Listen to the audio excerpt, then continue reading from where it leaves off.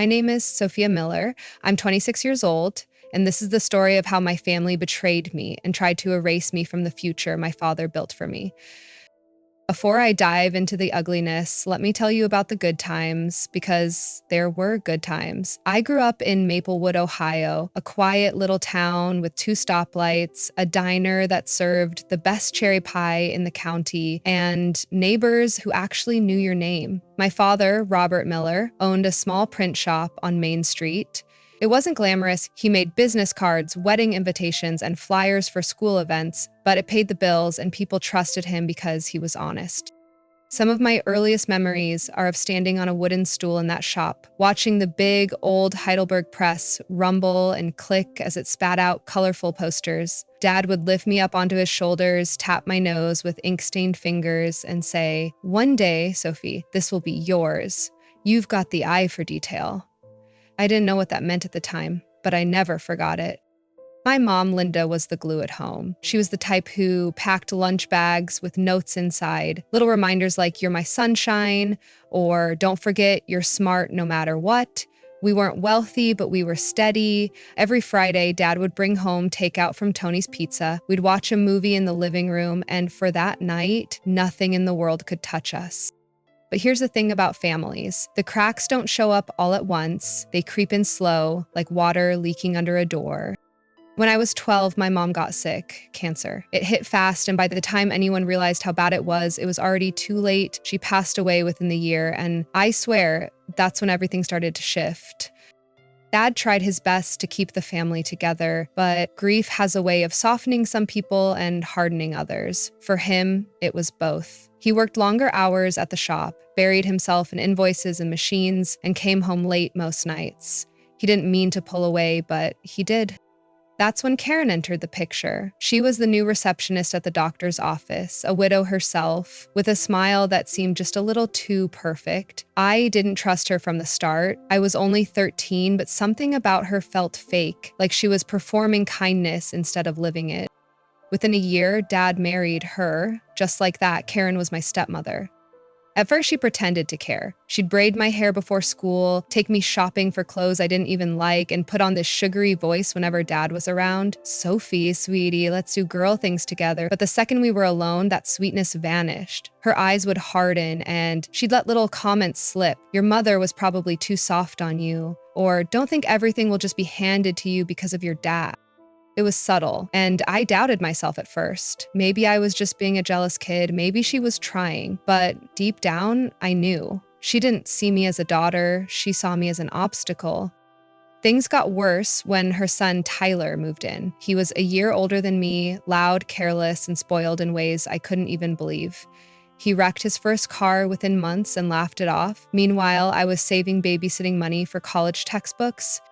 Dad, well, he was blind to it all. Karen had a way of steering his attention. Whenever I tried to bring up how Tyler skipped school or how Karen snapped at me when Dad wasn't around, Dad would shut me down with, "Don't start fights, Sophie. Karen's doing her best." Doing her best. Those words became a knife.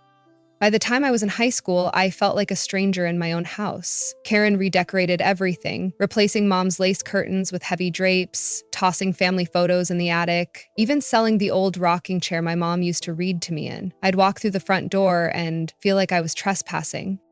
Still, I pushed through. I studied hard, worked weekends at the coffee shop, and earned a scholarship to Ohio State. Dad was proud. He cried at my graduation. But Karen's smile that day told me something else. She wasn't proud. She was calculating. Looking back now, I see the foreshadowing. The way Karen handled the finances, the way she pushed Dad to sign papers without reading them carefully, the way Tyler was always helping at the shop but never actually doing anything useful. At the time, I brushed it off. I wanted to believe my dad would never let anyone come between us. But I was wrong. The betrayal didn't happen in one sudden blow. It was years of groundwork, carefully weaving her web. Dad unknowingly giving her the thread. And I was too young, too naive, too busy chasing my own dreams to notice the trap until it snapped shut. If I had known then what was coming, maybe I could have stopped it. Maybe I could have protected what my father built, but I didn't. And that ignorance cost me everything. Because what started as a stepmother's coldness would turn into something far uglier: the theft of my inheritance, the destruction of my father's legacy, and the moment I realized that sometimes the people who smile at you across the dinner table are the same ones who sharpen knives under it. This is where my story begins.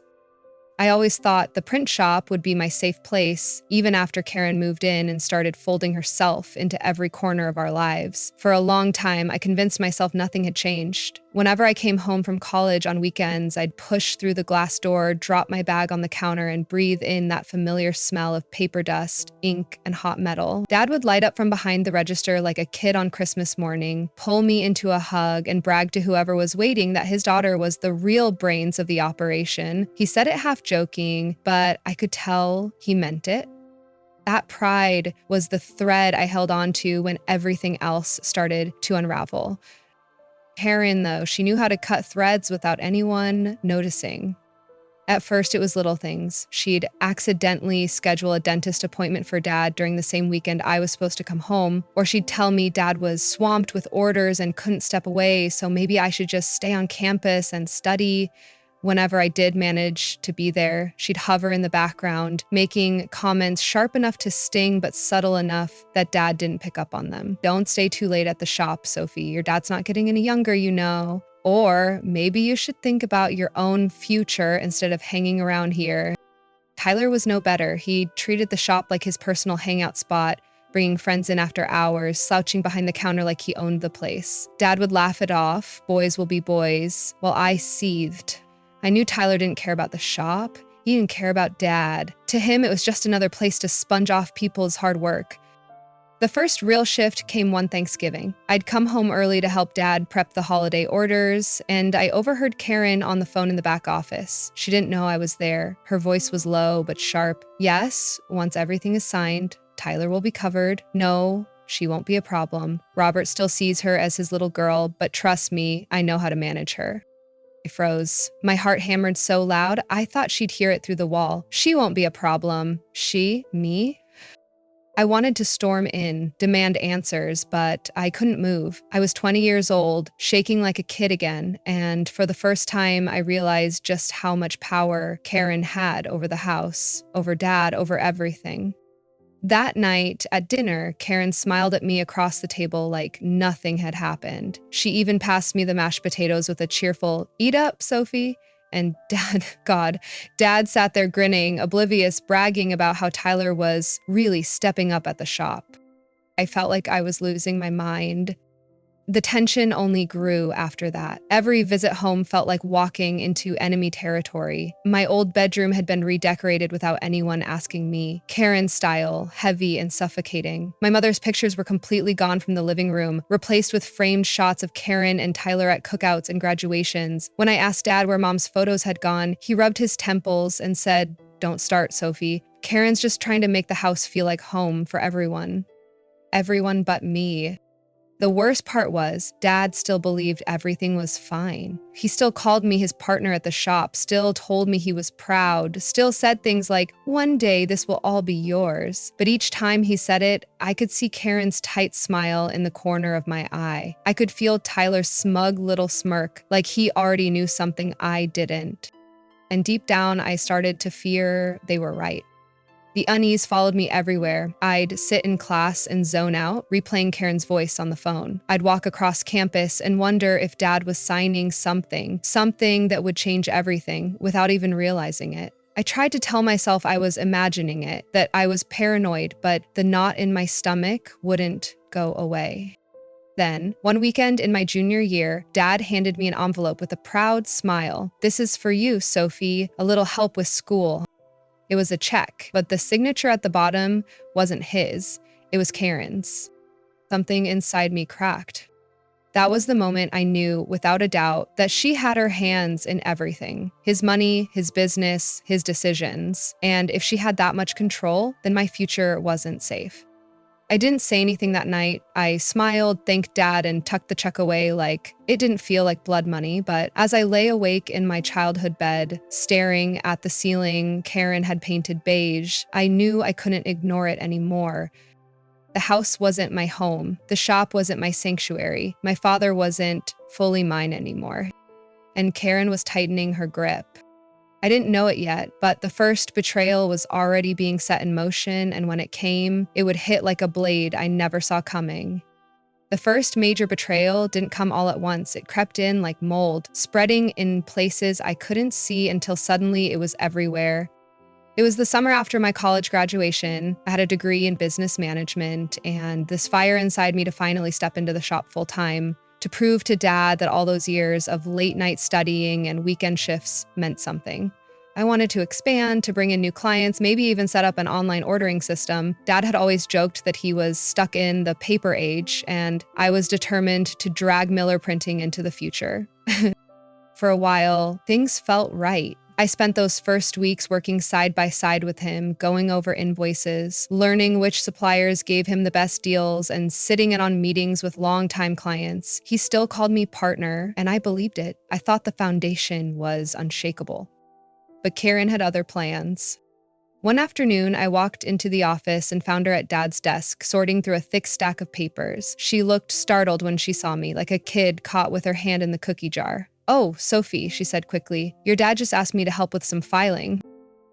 Filing. Right. I might have been young, but I wasn't stupid. Those weren't invoices or client orders. Those were legal documents. I could see the notary stamp on the corner of one page before she slid it into a folder. "Since when do you handle the business paperwork?" I asked, trying to keep my voice calm. She gave me that smile, the one that never touched her eyes. "Since your father got tired of doing everything alone, someone has to help." I wanted to push, but Dad walked in just then, cheerful as ever, carrying a box of envelopes from the press room. "Look at my two girls, holding down the fort," he said, oblivious. Karen's hand lingered on his arm just long enough to make her point. She was the one by his side now. I swallowed my anger, but a seed of dread planted itself in me that day. That dread became reality 2 months later. It started with whispers in town. A customer, Mr. Harris, who ran the hardware store, pulled me aside after picking up his order. "You're not leaving, are you?" he asked. I frowned. "Leaving? What do you mean?"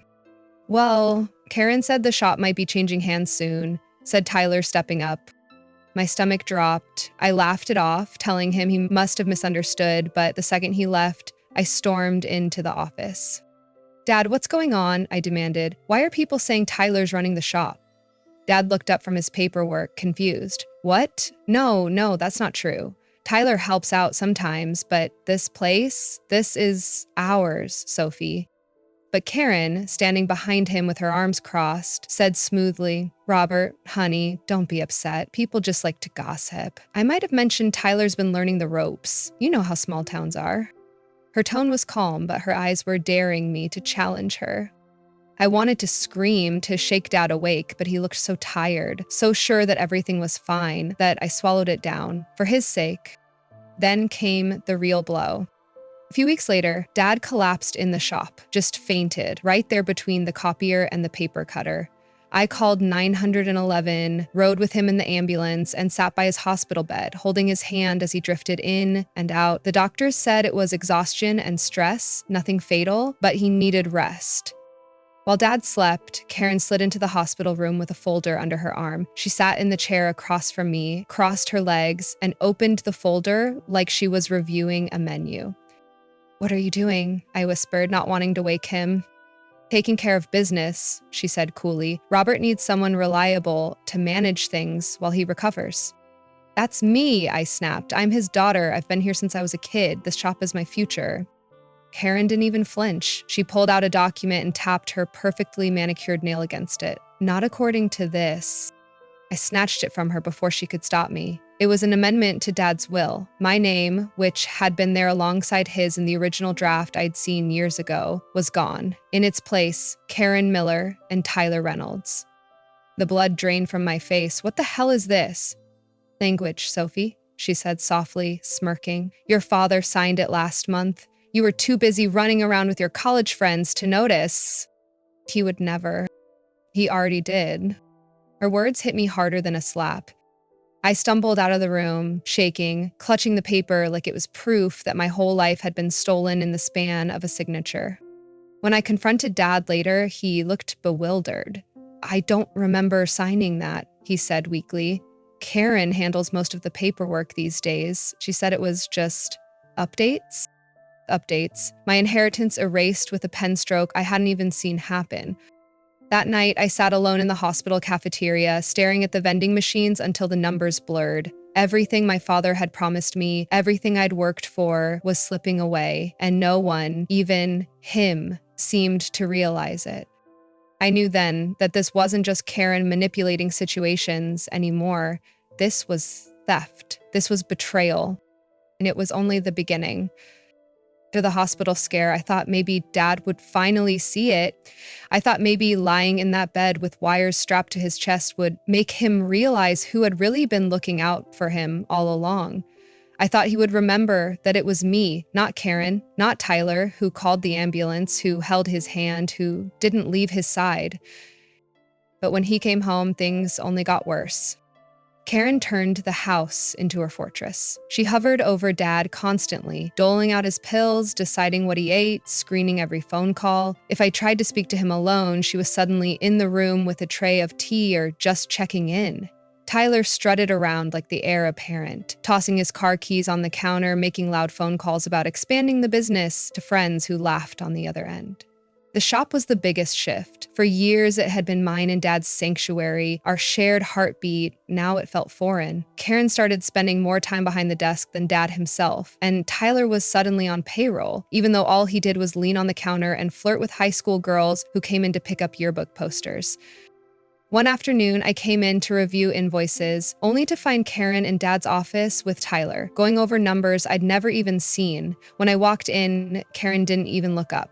"Oh, Sophie," she said smoothly, "we're just handling some things your dad asked us to take care of." "Funny," I shot back. "Dad always handled those things with me." She finally looked at me then, her smile thin as paper. "Times change." Tyler snickered. "Yeah, maybe you should stick to making coffee runs." I wanted to throw the stapler on the desk straight at his smug face, but instead, I turned on my heel and stormed out. My hands shook the entire drive home. The humiliation didn't stop there. Karen had a way of twisting the story in public. At church, she'd pat my arm and say, "Sophie's been so busy with her own life, but Tyler's just been such a blessing helping out at the shop." Neighbors nodded approvingly while I stood there, burning inside, looking like the selfish daughter who'd abandoned her father. Dad never corrected her. He'd just smile weakly, too worn down to fight the narrative. And maybe, just maybe, a part of him believed it. The breaking point came one Friday night. I'd stopped by the house with groceries, trying to cook a real meal for Dad. He looked thinner, paler, and I couldn't stand the way Karen kept feeding him canned soup and protein shakes. But when I walked in with the bags, Karen blocked the kitchen doorway. "That won't be necessary," she said coldly. "I just wanted to make Dad something real," I snapped. Her eyes narrowed. "Robert's diet is being handled. We don't need you swooping in with your experiments." Dad shuffled in behind her, looking exhausted.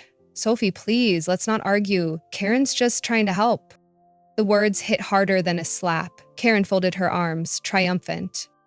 That night, I sat in my car outside the house, gripping the steering wheel so hard my knuckles turned white. I wanted to scream, to kick the door in, to drag Dad out of there and remind him who his real family was. But all I could do was cry. Cry for the father I was losing, the home that no longer felt like mine, the life that was being stolen right out from under me.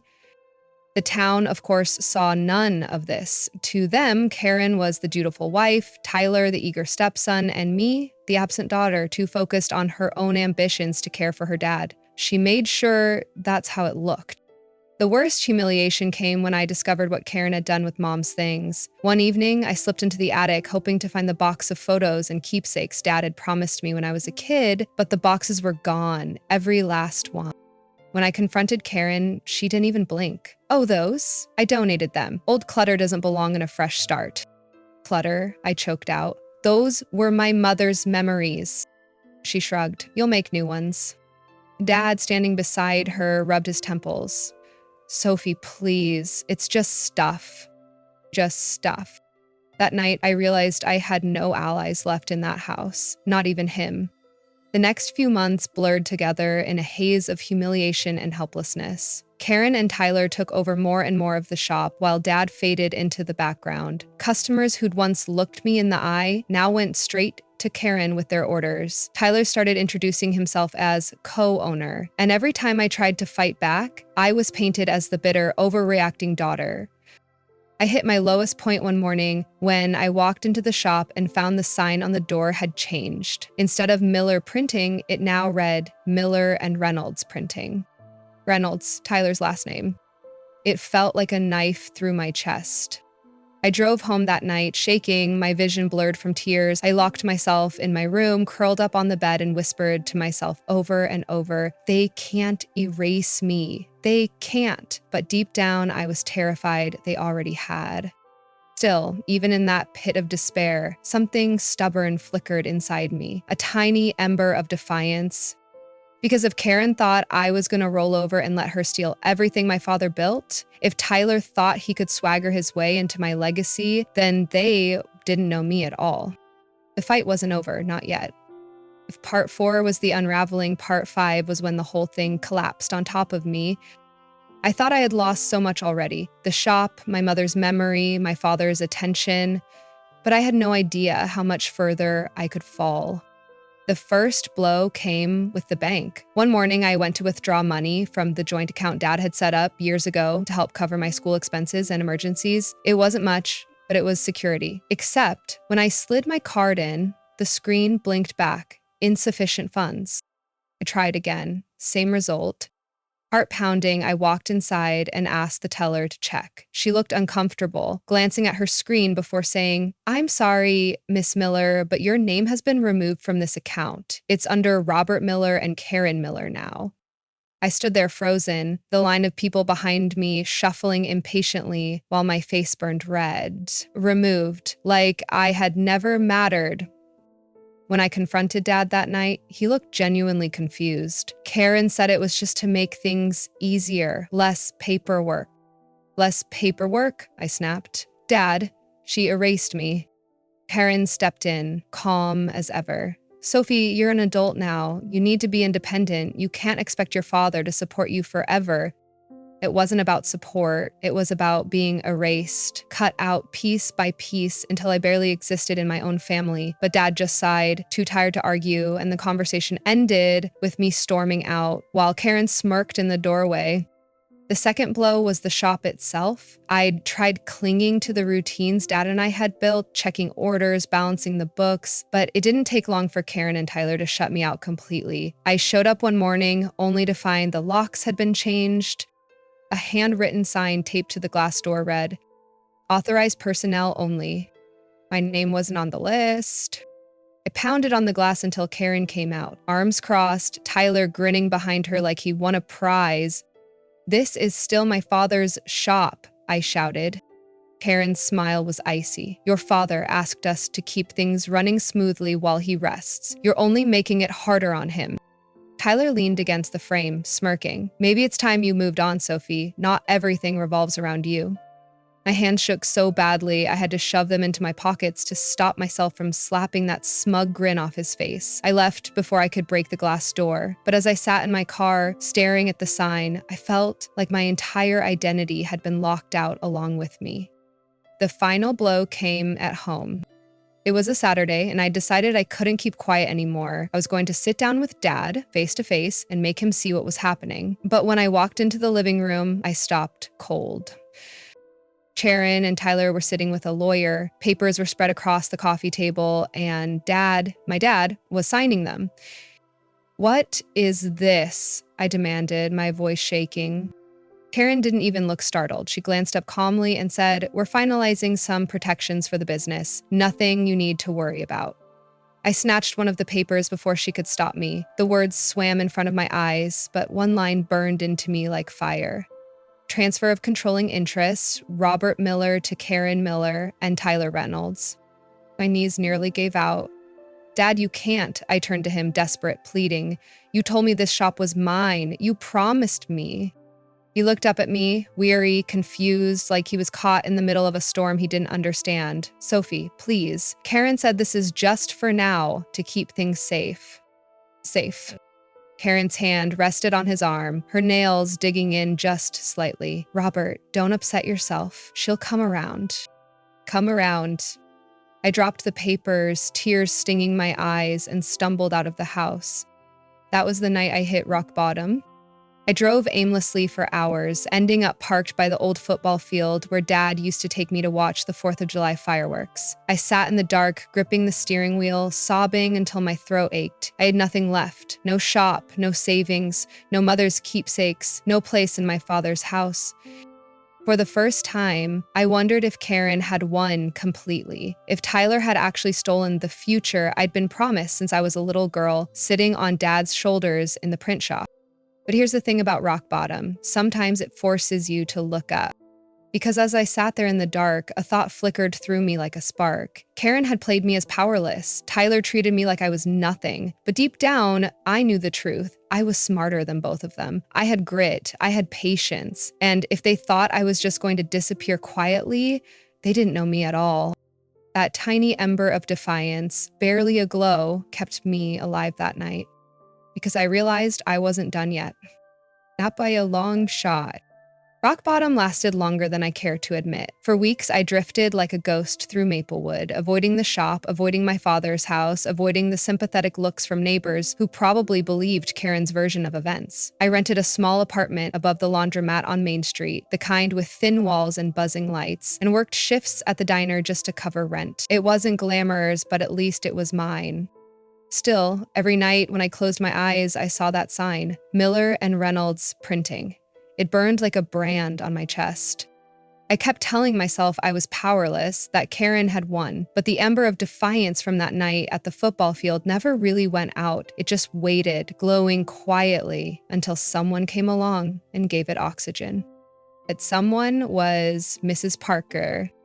She'd been one of Dad's oldest customers, the librarian at Maplewood Public Library. I'd grown up helping her carry boxes of flyers for book fairs and summer reading programs. She was sharp, observant, and not easily fooled. One afternoon, she came into the diner where I was working. When I set her coffee down, she put her hand over mine and said softly, "Sophie, I know what they're doing to you." I froze. No one had said it out loud before. She leaned closer. "Your father doesn't look well, and that woman, she's bleeding him dry. People in town are starting to notice." Tears stung my eyes, but for the first time, they weren't from shame. They were from relief. Someone saw me. Someone believed me. Over the next few weeks, Mrs. Parker became my confidant. I told her everything about the bank account, the will, the locks on the shop. She listened without judgment, her sharp blue eyes narrowing more and more with each detail. Finally, she said, "Sophie, you can fight this, but you'll need proof. Paper trails, signatures, witnesses. They've built their web on lies. Your job is to pull the threads until it collapses." Those words lit a fire in me. I started small. Whenever I stopped by the house, I paid attention. Karen was careless sometimes, leaving open mail on the counter, bills with her name scrawled where Dad's should have been. Tyler bragged too much in public, letting things slip about new deals and Dad's investments that didn't add up. I bought a cheap notebook and started documenting everything. Dates, times, conversations, copies of whatever I could discreetly grab. At first, it felt pointless, like I was playing detective in a case no one else cared about. But slowly, the pile grew, and with it, so did my determination.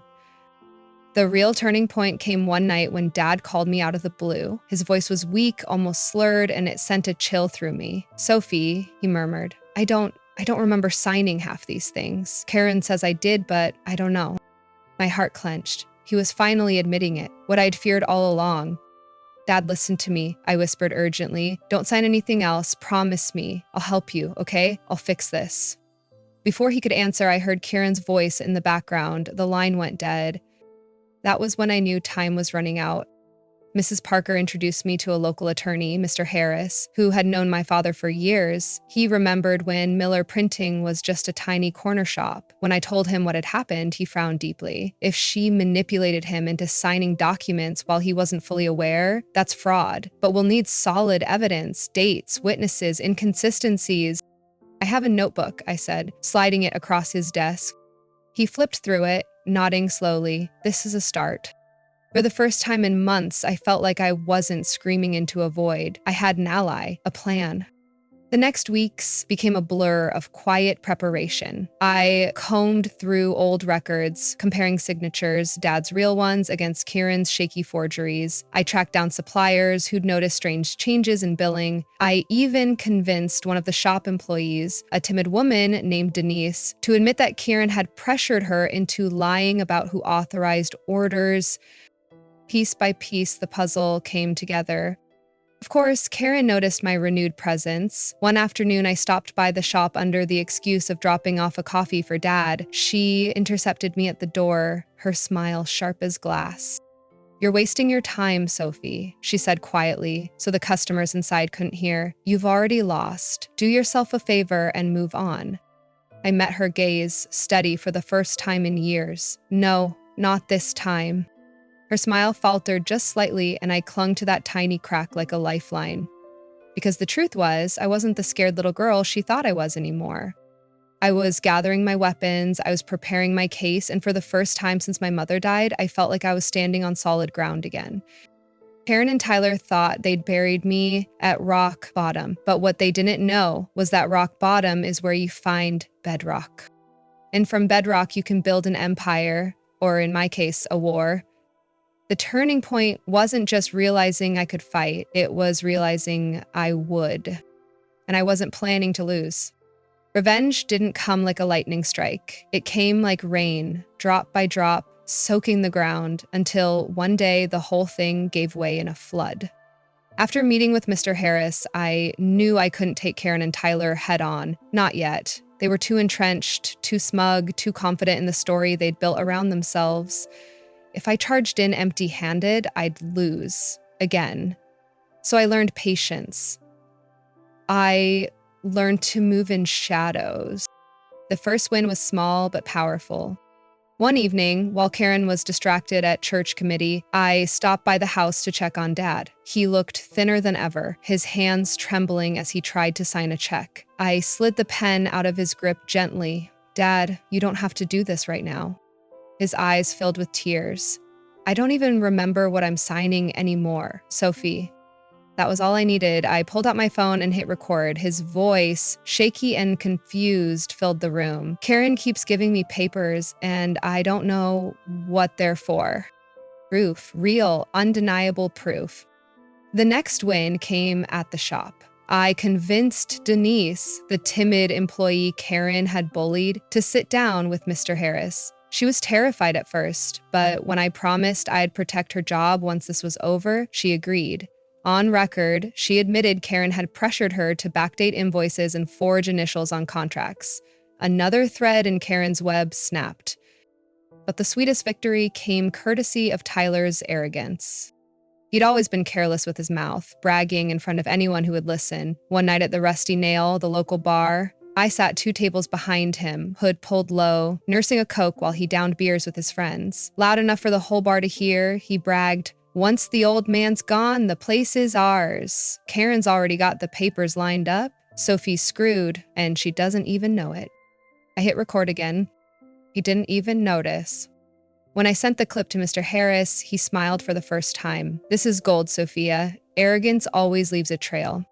With every piece of evidence, I felt stronger. The fear that had once kept me up at night was replaced by a quiet, simmering determination. I wasn't just reacting anymore. I was building my case, brick by brick.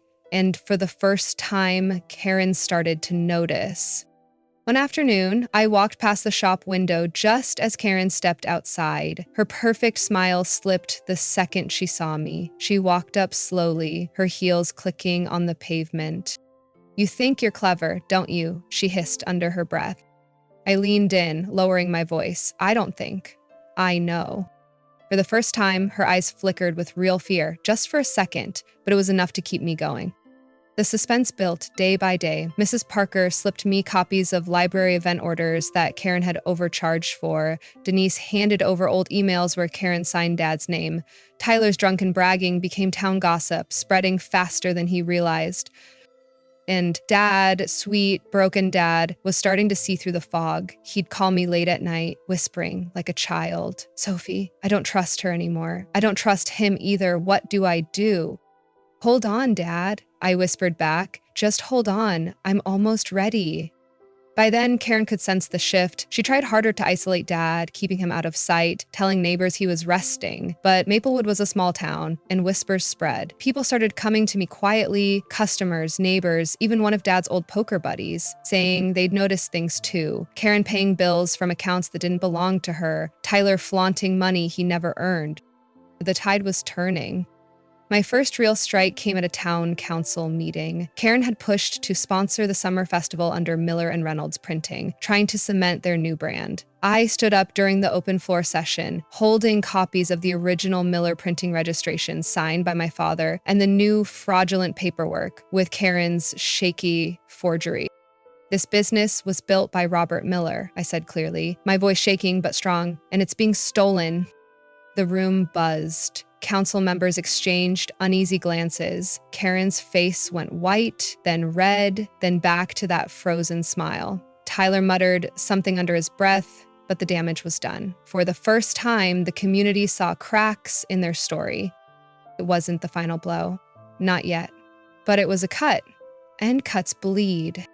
Walking out of that meeting, I felt something I hadn't felt in months. Power. Not full power, not total victory, but enough to remind me that I wasn't broken, I wasn't erased. Revenge wasn't just an idea anymore, it was in motion. And every step brought me closer to the day Karen and Tyler would finally choke on the lies they had spun. By the time summer ended, I had enough evidence to fill a binder. Karen's forged signatures, Tyler's drunken bragging, Denise's testimony, my father's own recorded confusion. Every piece was another nail in their coffin. Mr. Harris, steady and patient, guided me through it. "We don't just want to win, Sophia," he told me. "We want to crush them so thoroughly that they can't crawl back and try this again." So we built our case like a fortress, and then we struck. It started in court. The first hearing was supposed to be routine, a review of the updated will Karen had slipped past my father. She walked in wearing a pale blue dress, pearls at her throat, every inch the picture of a respectable wife. Tyler swaggered behind her in a new suit, smirking like the outcome was already sealed. But when our side presented the recordings, my father's voice trembling as he admitted he didn't remember signing, Tyler's barroom confession, Denise's written statement, their faces cracked. Karen's smile faltered for the first time. Tyler went pale. The judge's brow furrowed as he flipped through the binder of evidence. "These signatures are inconsistent, and this testimony," he shook his head, glaring over his glasses, "this will requires a full investigation." Karen tried to protest, her voice sharp, but the judge cut her off. "If even half of this is accurate, Mrs. Miller, you may be guilty of fraud." That word, fraud, echoed in the room like thunder. The town of Maplewood caught fire with gossip. Within days, the whispers spread faster than Karen could control. People who once nodded approvingly at her in church now avoided her pew. Customers pulled their orders from the shop. Even Tyler's friends at the Rusty Nail stopped answering his calls. For years, they had painted me as the bitter daughter, the ungrateful child. Now the mask was slipping, and everyone could see the truth. The final blow landed the night of the second hearing. I'll never forget the way Karen's voice broke when the judge declared my father's original will, naming me as sole heir, was the only valid document. Everything else had been tampered with, fraudulent, null and void. In that moment, Miller Printing was mine again. But it didn't stop there. The judge ordered an audit of the shop's finances, and what it uncovered was devastating for them. Karen had siphoned thousands of dollars into her personal account. Tyler had been using business funds to cover gambling debts. Every dirty secret they thought was buried came spilling out under fluorescent courtroom lights. I watched as Karen's face hardened, as the realization hit that the empire she thought she'd stolen was crumbling in front of everyone. Tyler sat slumped in his chair, his cocky grin gone, replaced by a hollow stare. When the hearing ended, the judge's ruling was clear: full control of Miller Printing restored to Robert Miller and me, pending his health. Karen and Tyler were barred from the business entirely, with charges for financial misconduct looming. Walking out of that courthouse, I felt the weight of years lift off my shoulders. For once, people weren't looking at me with pity or suspicion. They looked at me with respect, with vindication. The shop's sign came down the next week. I stood on Main Street watching as Miller and Reynolds printing was stripped away, letter by letter, until only Miller printing remained. My father cried when he saw it, clutching my hand with what little strength he had left. "Your mother would be proud, Sophie," he whispered. Karen tried to fight, of course. She stormed through lawyers, filed appeals, even cornered me outside the grocery store one afternoon, hissing that I had ruined her life. I looked her dead in the eye and said, "No, Karen, you ruined your own life. I just refuse to let you take mine with it." Tyler skipped town not long after the hearing. Last I heard, he was hiding out in another county, dodging creditors and ashamed to show his face in Maplewood. The empire they'd tried to steal had turned to dust in their hands, and I had taken back what was mine.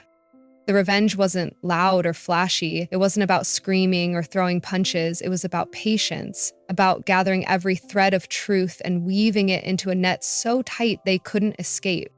And when it closed around them, it strangled everything they'd built on lies. The final blow wasn't just restoring my father's legacy. It was watching the masks fall, seeing the town that once believed their story finally recognize the truth. Karen and Tyler had underestimated me. They thought I was weak. They thought I would disappear. But I was still here, stronger than ever. And they were finished. When the dust finally settled, I remember sitting alone in the print shop late one night, the hum of the old Heidelberg press filling the silence. The sign out front once again read Miller Printing, just as it always should have. For the first time in years, I didn't feel like I was trespassing in my own life. I felt like I was home. But healing doesn't happen overnight. Taking back the shop and exposing Karen and Tyler didn't undo the years of damage they caused. It didn't erase the humiliation of being locked out, the grief of losing my mother's keepsakes, or the heartbreak of watching my father be manipulated right under my nose. Those scars are permanent. Still, there was something powerful in survival, in knowing I hadn't just endured, it was me who pulled the truth into the light. George's dad never fully recovered from his health scares. He grew weaker as time went on, his memory sometimes sharp and other times foggy. But after the hearings, I saw something return to him, a spark of peace, maybe even pride. He'd sit in his chair at the shop, sipping coffee, watching me run things, and smile.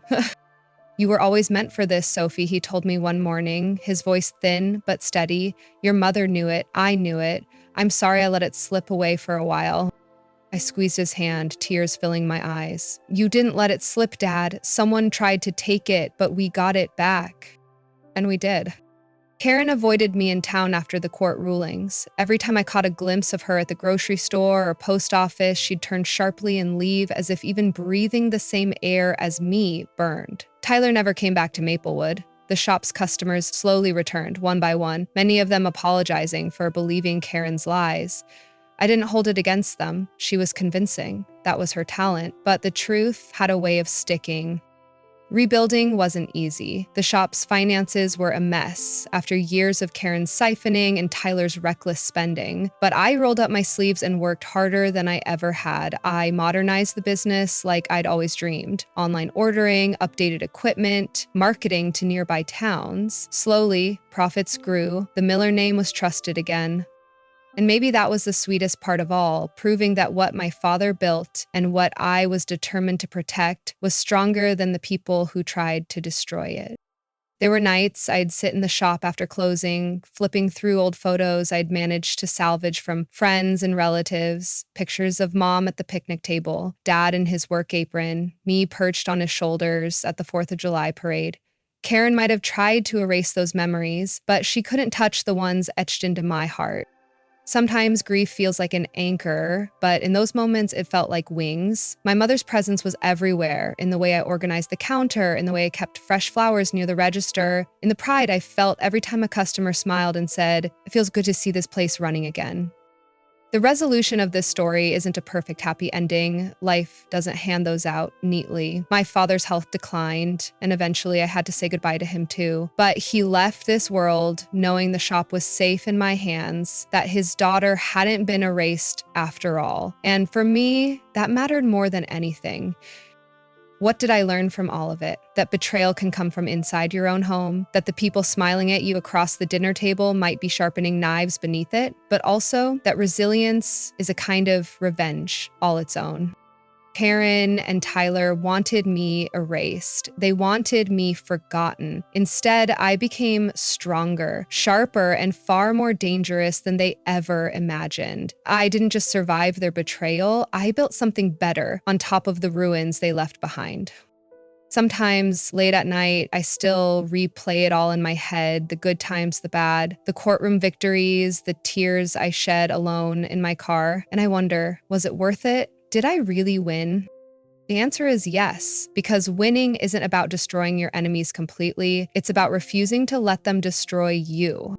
Today, Miller Printing stands as a reminder not just of my father's legacy, but of my own. Customers walk in and see my name on the invoices. Neighbors nod to me on the street with respect in their eyes. The town knows the truth now.